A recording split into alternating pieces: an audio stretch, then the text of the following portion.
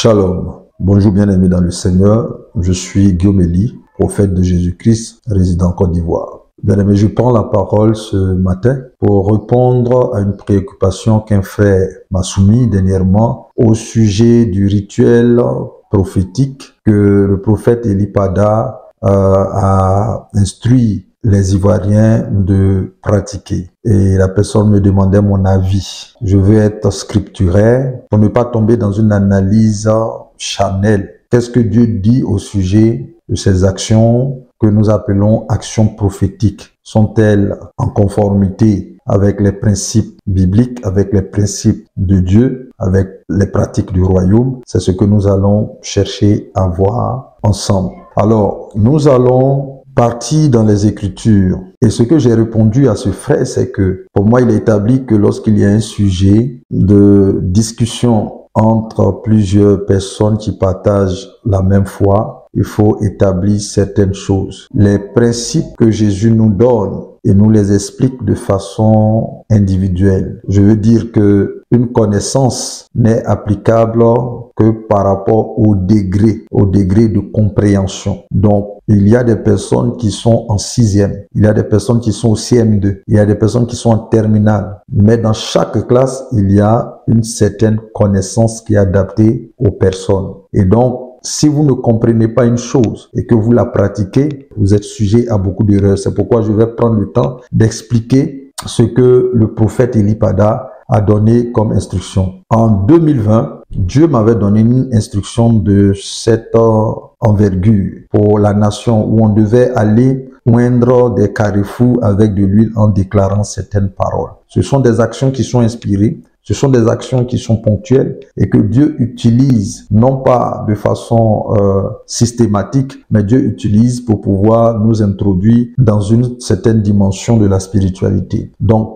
c'est un fait, c'est attaché au prophétique et c'est praticable lorsque le Seigneur en est l'auteur. Alors, j'ai dit à ce frère que pour moi, il faut comprendre qu'un prophète est responsabilisé par rapport à la prophétie qu'il transporte et qu'aucun autre prophète, qui qu'il soit, ne puisse interférer entre le prophète et Dieu, c'est-à-dire entre le message que Dieu lui donne par rapport à la nation. Je ne peux pas dire je suis d'accord avec le prophète Eli Pada ou je ne suis pas d'accord avec le prophète Eli Pada. La raison est très simple parce que Eli Pada est prophète. Il a reçu de son employeur un message à livrer à la Côte d'Ivoire. J'étais pas là. Je n'ai pas entendu ce que Dieu lui a dit. Dieu lui a dit. Maintenant, lui, il vient et il se fait voir par rapport à cette parole prophétique qui est une instruction divine que le peuple ivoirien doit pratiquer. Maintenant, il faut comprendre que le contenu de la prophétie d'Eli Pada le responsabilise. Le contenu de la prophétie de Guillaume Elie le responsabilise. Le contenu de la prophétie de Mohamed Sanogo le responsabilise. Tout prophète établi est responsable du message dont il est le véhicule. Que dit la Bible? Allons lire Ézéchiel chapitre 3, verset 17 jusqu'à 21. Fils de l'homme, je t'établis comme sentinelle sur la maison d'Israël. Tu écouteras la parole qui sortira de ma bouche et tu les avertiras de ma part. Quand je dirai au méchant, tu mourras, si tu ne l'avertis pas, si tu ne parles pas pour détourner le méchant de sa mauvaise voie et pour lui sauver la vie, ce méchant mourra de son iniquité et je te redemanderai son sang. Mais si tu avertis le méchant et qu'il ne se détourne pas de sa méchanceté et de sa mauvaise voie, il mourra dans son iniquité et toi tu sauveras ton âme. Au verset 20, il dit, si un juste se détourne de sa justice et fait ce qui est mal, je mettrai un piège devant lui et il mourra parce que tu ne l'as pas averti. Il mourra dans son péché. On ne parlera plus de la justice qu'il a pratiquée et je te redemanderai son sang. Mais si tu avertis le juste de ne pas pécher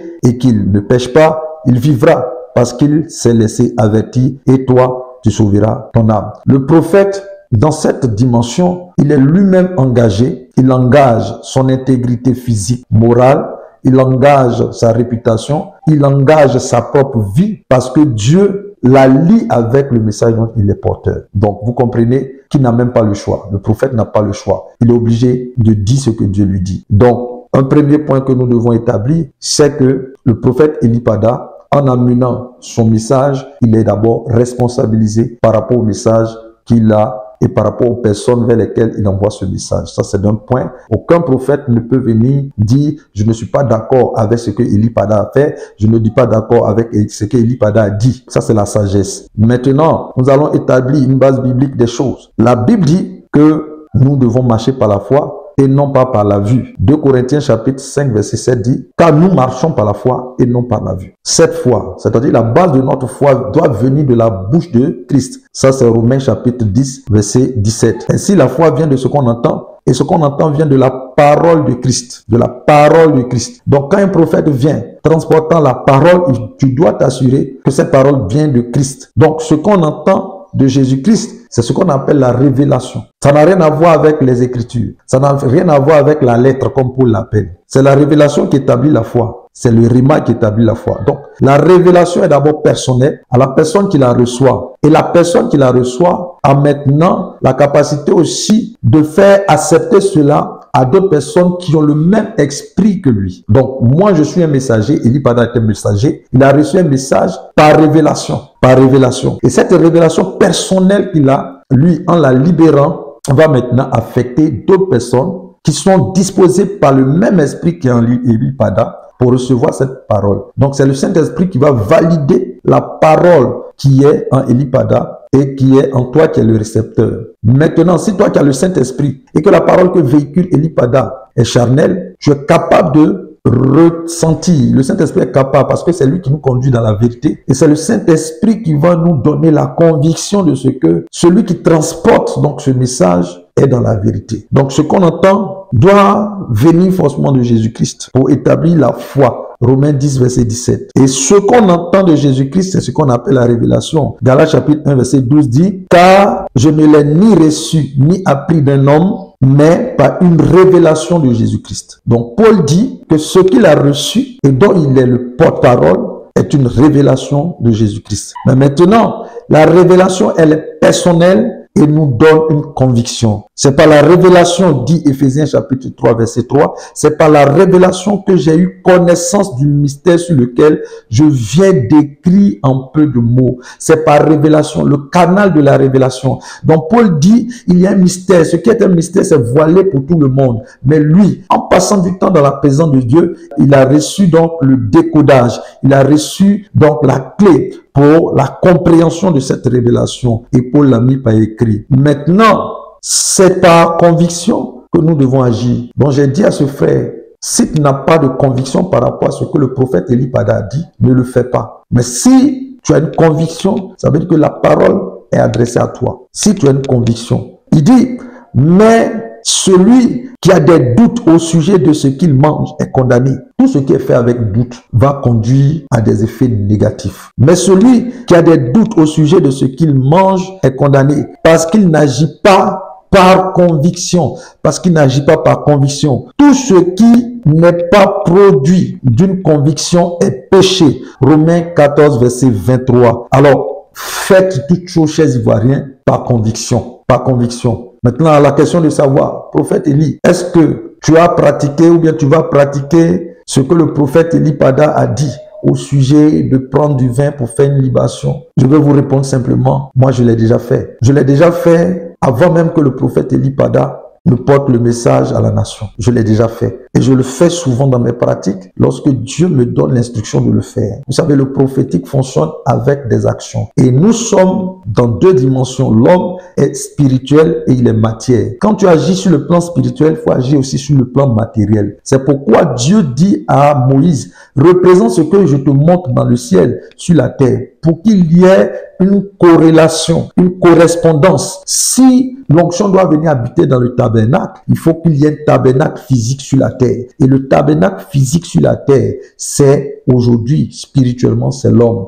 Il reçoit les choses de Dieu. La Bible dit, qui connaît les choses de Dieu si ce n'est l'Esprit de Dieu qui est en Dieu? Et qui connaît les choses de l'homme si ce n'est l'Esprit de l'homme? Donc nous avons l'Esprit de Christ. Donc nous comprenons quand quelqu'un vient sur les réseaux sociaux pour dire telle chose, telle chose, telle chose, automatiquement, si tu es rempli de l'Esprit de Christ, tu auras du discernement. Chers Ivoiriens, je veux vous dire que la pratique des choses spirituelles doit épouser votre conviction. Parce que Jésus-Christ a dit, il te sera fait selon ta foi. Il te sera fait selon ta foi. Amen. Voilà un peu ce que tu dois comprendre, bien-aimé dans le Seigneur. Donc, ce message vous donne de pouvoir comprendre que si vous n'avez pas le même esprit, vous n'allez pas être prompt à pouvoir agir. Des doutes vont se créer et la parole ne va pas trouver donc une plateforme pour pouvoir se manifester. Lorsque Jésus parle, il envoie sa parole au Père. Dieu a donné la terre aux hommes et il a besoin de l'autorisation des hommes pour opérer sur la terre. Souvenez-vous, il y a un homme qui est décédé maintenant, le révérend Adetola. Au moment où il y avait beaucoup d'accidents au carrefour de la vie aujourd'hui, mais autrefois appelé carrefour de la mort, il a reçu donc une telle instruction d'aller poindre le carrefour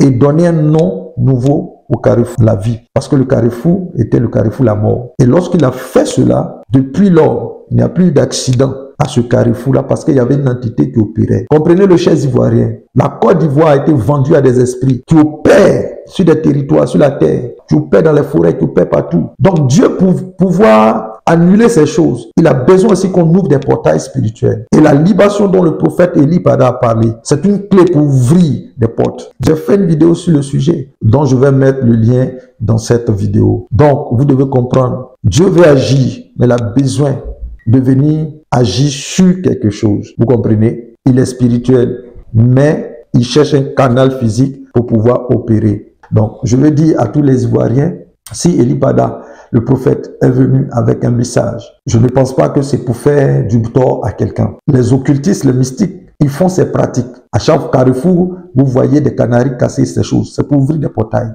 C'est pour ouvrir des portails. Maintenant, si Dieu te dit de le faire, il faut le faire. Je veux dire une chose, parce qu'il n'a pas peut-être eu le temps de l'expliquer. Moi, je vais l'expliquer, parce que quand ça vient de toi, souvent, les gens ne peuvent pas prendre cela au sérieux. Aujourd'hui, il y a beaucoup de personnes qui sont en train de douter. Mais je vais vous dire, spirituellement, ce qui s'est passé. Jésus a pris l'eau au nord de Canaan et l'a transformée en vin. Il l'a transformée en vin. Parce que la parole a le pouvoir de créer. Et lors de la Sainte Seine, il a pris ce vin et puis il a établi que c'est le sang. Donc tu peux même prendre de l'eau, le consacrer avec ces versets dont je te parle là, et puis il devient du sang, selon ta conviction, selon tes paroles déclarées. Tu peux prendre aussi du vin et puis déclarer selon la parole de Dieu. Mais comme il a dit dans sa vidéo, le vin irrite la terre et c'est biblique. C'est pourquoi il faut le transformer dans le sang de Jésus. Tu sais ce qui s'est passé quand Jésus est mort? Son sang est rentré dans la terre. Quand la terre avait ouvert sa bouche pour recevoir beaucoup de libations, beaucoup de choses qui ont maudit le sol. Vous savez combien de sacrifices les mystiques, les occultistes de ces politiciens ont fait dans la Côte d'Ivoire? Vous savez pourquoi à un moment donné, les Ivoiriens n'avaient même pas le courage de parler? Vous savez comment